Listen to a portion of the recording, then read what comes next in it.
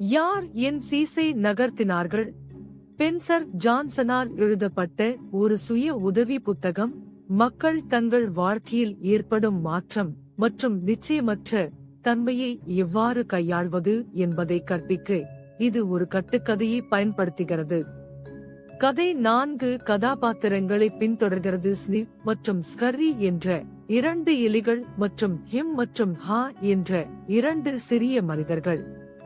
கதாபாத்திரங்கள் ஒரு பிரமையில் வாழ்கின்றன மற்றும் வெற்றியையும் மகிழ்ச்சியையும் குறிக்கும் சீஸ் தேடுவதில் தங்கள் நாட்களை கழிக்கின்றன.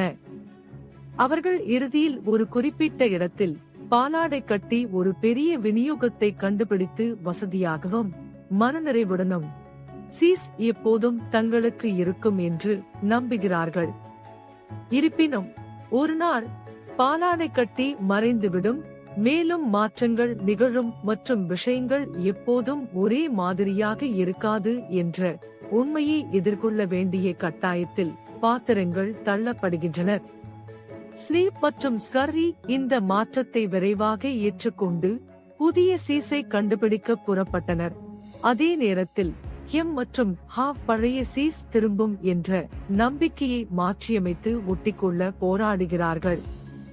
கதை விரிவடையும் போது ஆசிரியர் மாற்றங்களை எவ்வாறு சமாளிப்பது மற்றும் புதிய சூழ்நிலைகளுக்கு ஏற்றவாறு நுண்ணறிவு மற்றும் பாடங்களை வழங்குகிறது. இந்த புத்தகம் வாசகர்களை செயலூக்கத்துடன் இருக்க ஊக்குவிக்கிறது மற்றும் மாற்றத்திற்கு பயப்பட வேண்டாம், மாறாக வளர்ச்சி மற்றும் புதிய அனுபவங்களுக்கான வாய்ப்பாக அதை ஏற்றுக்கொள்கிறது.